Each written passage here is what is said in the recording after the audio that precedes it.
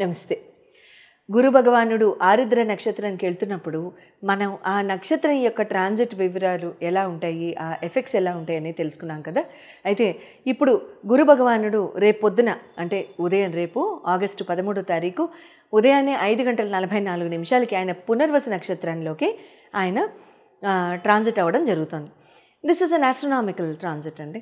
So it will have a great influence on the entire world politics, తర్వాత వరల్డ్లో people lifes మీద, business conduct చేసే విధి విధానాల మీద, రకరకాల అంశాల మీద, ముఖ్యంగా ఎడ్యుకేషన్ సంస్థల మీద, ఎడ్యుకేషన్ విధి విధానాల మీద, స్ట్రాటజీ మీద, సిస్టమ్ మీద, ఇటు ప్రిన్సిపల్స్ మీద చాలా చాలా ప్రొఫౌండ్ ఇన్ఫ్లుయెన్స్ అనేది రేపు ఉదయం నుంచి వరల్డ్ మొత్తం చూస్తుంది. అయితే it's a very beautiful transit. Guru భగవానుడు ఆరుద్ర నక్షత్రం మీద ఉన్నప్పుడు జూన్ 14 నుంచి ఆల్మోస్ట్ రేపు ఆగస్టు 13వ తారీఖు పొద్దున్న 5:44 వరకు ఉన్నారని చెప్పుకున్నాం కదా. అయితే ఈ పర్టిక్యులర్ ట్రాన్సిట్ మాత్రం వరల్డ్కి అంత ఫేవరబుల్ ట్రాన్సిట్ అయితే కాదు. వరల్డ్కే కాదు, మానవాళికి కూడా, హ్యూమన్ కైండ్కి కూడా, ఎవ్వరికి కూడా, ఏ జీవికి కూడా అంత పెద్ద కలిసి వచ్చే టైం అయితే ఇది కాదు. ఇక్కడే మనం రకరకాల అంశాలు విన్నాము, రకరకాల భయాలకి హ్యూమన్ కైండ్ లోన్ అవ్వడము. ఎగ్జాంపుల్స్లోకి వెళ్ళొద్దులేండి, because I don't like speaking about negativity. So అటువంటి వాటి మీద ఫోర్స్ ఎక్కువ ఉండడం, ప్రెషర్ ఎక్కువ ఉండడం. ముఖ్యంగా రాహు నక్షత్రాలు ఎవరైతే ఉన్నారో మీరందరూ కూడా కమెంట్స్లో నాకు తెలియజేయండి. I'll not be excited to read, but I'll definitely saying that cases నాకు తెలుస్తాయి. ముఖ్యంగా ఆరుద్ర, శతవిష అండ్ స్వాతి నక్షత్ర వీళ్ళ ముగ్గురికి కూడా ఎట్లా ఉండింది ఈ 2 months అనేది మీరు చక్కగా తెలియజేయచ్చు. అంటే ఎట్లా ఉంటుంటుంది అంటే బాగా సప్రెషన్కి గురవడం కూడా, లేకపోతే లైఫ్ని పెద్దగా ఎంజాయ్ చేయలేకపోవడం, నిదానంగా వైరాగ్యం కూడిన జీవితంలాగా ఉండడం. అంటే అంటారు కదా, వదిలేండి ఇంకా ఆ సామెత ఎందుకు కానీ, బట్ ఏదో ముభావంగా కాస్త సైలెంట్గా ఉండడం లాంటివి జరిగి ఉంటాయి. అండ్ రిలేషన్షిప్స్ కానివ్వండి, ఫ్రెండ్స్ కానివ్వండి, ఆల్రెడీ మ్యారీడ్ ఉన్న వాళ్ళైతే స్పౌసెస్తో కానివ్వండి, రిలేషన్స్ అయితే ఖచ్చితంగా కాస్త స్ట్రెయిన్ అయ్యి ఉండొచ్చు. మరీ ఇంకంటే ఆఫ్కోర్స్ మళ్ళీ జాతక ప్రభావాలు కూడా, మళ్ళీ దశల్లో కూడా ఎక్కడా కూడా గురువు కానీ రాహు కానీ ఉంటే ఇంకొంచెం తీవ్రత ఎక్కువ అయి ఉండొచ్చు. అటువంటివి దశలు కనుక లేకపోయి ఉండొచ్చు, సంతోషం. అప్పుడు పెద్దగా ఎఫెక్ట్ కూడా ఉండకపోవచ్చు.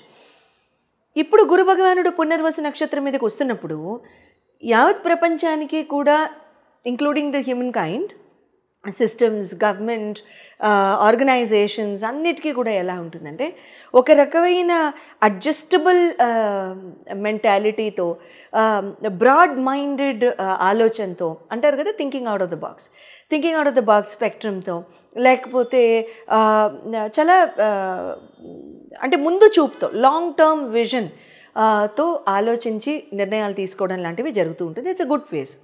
గురు సొంత నక్షత్రం మీదకి రావడం ప్లస్ పునర్వసు అంటే పునవాసు, మళ్ళీ return of brightness, return of rejuvenation, return of upheaval, return of enlightenment, return of enjoyment.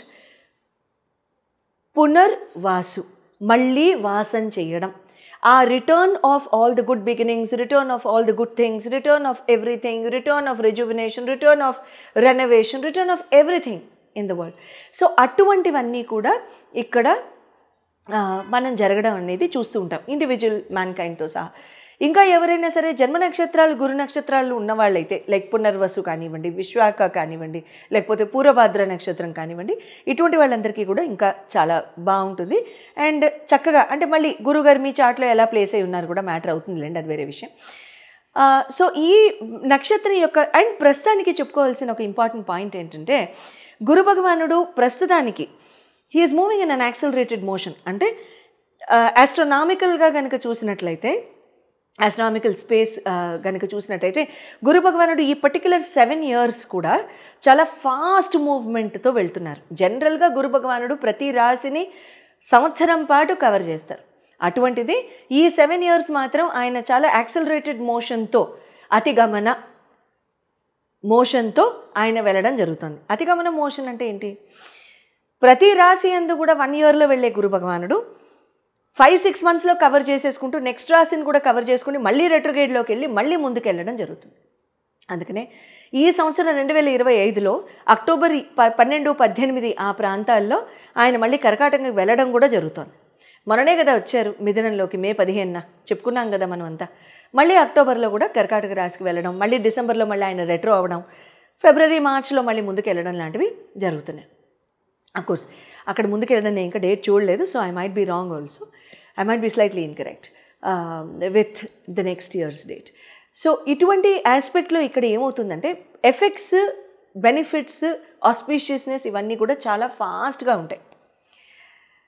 అయితే ఈ అంటే ఇంకేదైనా జాగ్రత్తలు తీసేసుకోవాలా అనేసి మీ మనసులు అక్కడ జంప్ అయిపోతున్నాయని తెలుసు. But I'm not such a person who can speak about that. అంటే ఛాలెంజెస్ ఏముంటాయి అనేది నా నోట్లో నుంచి మీరు ఎప్పుడు వినరు, సో అది నేను చెప్పను. సో ఏదైతే ఆస్పీషియస్గా ఉంటుందో, ఏదైతే బెనిఫిట్స్ ఉంటాయో అది మాత్రం చెప్పిస్తాను, సరేనా? వస్తూనే ఉంటాయి లేండి, అది వేరే విషయం. దైవభక్తి, శ్రద్ధ, తర్వాత మన మంచితనం కాపాడితే ఇవి కాపాడాలి, అంతే. ఓకే, చెప్పుకుందామా మరి? అయితే ఈ 309 days ఎలా ఉంటుంది అనేది కనుక మనం చెప్పుకున్నట్లయితే ప్రతి రాశికి కూడా నేను 150 డివైడ్ చేశాను. సో 150 days, ఫస్ట్ 150 ఎలా ఉంటుంది, సెకండ్ 150 ఎలా ఉంటుంది అనేది నేను మీకు చెప్తాను. But at the same time each రాశి, ఎవ్రీ రాశి వాళ్ళు మీ రాశిని బట్టి ఏ రకంగా కొంచెం జాగ్రత్త తీసుకోవాలి అనేది, అంటే ఏం చేస్తే ఇంకొంచెం బెటర్ ఆఫ్గా ఉంటుంది, అంటే కేక్ తిన్నట్టుగా ఉంటుంది ప్రతిరోజు అనేది చెప్పుకుందాం, సరేనా? ధనురాశి వారందరికీ కూడా గురు భగవానుడు పునర్వసు నక్షత్రం మీదకి వెళ్ళడంతో ఏ రకంగా రిజల్ట్స్ ఉంటాయో తెలుసుకుందాం మరి. ధనురాశి golden period. I'm very happy while I say this, because మీ రాశి యొక్క స్వామియే ఆయన, అవునా? సో మీ రాశి యొక్క స్వామి ఆయన సొంత నక్షత్రం మీద, ఓయ్ హోయ్. సో చాలా చాలా good time, very very beautiful time, beautiful golden platinum time అని చెప్పాలి. ఇక్కడ ఫస్ట్ పాయింట్ నేను మీ అందరికీ ఏం రాశానంటే, ఎవరైనా ధనురాశి వాళ్ళకి మ్యారేజెస్ అవ్వకుండా ఎవరైనా ఉండి సంబంధాలు చూస్తున్న వాళ్ళు ఎవరైనా ఉంటే మాత్రం ఖచ్చితంగా ఇక్కడ అయిపోతుంది, ఖచ్చితం. నో ఎస్కేప్ ఎందుకులేండి అనడం, శుభమే కదా. Marriage is a very beautiful institution. So ఇక్కడ మీకు ఖచ్చితంగా ఇక్కడ పెళ్లి సంబంధాలు కుదరడం, యోగ్యమైన సంబంధాలు కుదరడం, మంచిగా మ్యారీడ్ లైఫ్ ఉండడం లాంటివి జరుగుతూ ఉంటాయి. ఇక్కడ మంచి life will be bestowed upon to you. And ఇంకొకటి ఏంటంటే వర్క్ ఆపర్చునిటీస్ పెరుగుతాయండి, కొత్త ఆపర్చునిటీస్ వస్తాయి, మంచి నేమ్ అండ్ ఫేమ్ వస్తుంది, సంఘంలో రెస్పెక్ట్, ఆదరణ, గౌరవం, ఫేమ్, రికగ్నిషన్ ఇవన్నీ కూడా పెరుగుతూ ఉంటాయి. అండ్ మీడియాలో కూడా నేమ్ అండ్ ఫేమ్ మీడియాలో ఉన్న వాళ్ళకి నేమ్ అండ్ ఫేమ్ బాగా పెరుగుతూ ఉంటుంది. తర్వాత ఒక్కటే నేను మీకు ధనురాశి వాళ్ళకి ఏం చెప్తానంటే, గబుక్కుని కాస్త మొండిగా ఉండకుండా ఉండడానికి ట్రై చేయండి, మొండితనం విడిచిపెట్టండి. ఇక్కడ మీకు కాస్త మొండితనం ఉంటుంది, ఎందుకంటే గుడ్ టైం కదా, సో టైం అంతా మీదే, అటువంటప్పుడు మీకు ఇంకా తిరిగేది. సో కాబట్టి కాస్త నెగటివ్స్ కూడా మొదలవుతాయి. ఆ నెగటివ్లో స్టబర్నెస్ ఒకటి ఉంటుంది, ఆ స్టబర్నెస్కి గురవకుండా చూసుకోండి. శివారాధన, ఈశ్వరారాధన బాగా చేసుకోండి. ఆ ఈశ్వరారాధన బాగా చేసుకున్నప్పుడు చాలా చాలా మంచి జరుగుతుంది. శుభం భూయాత్.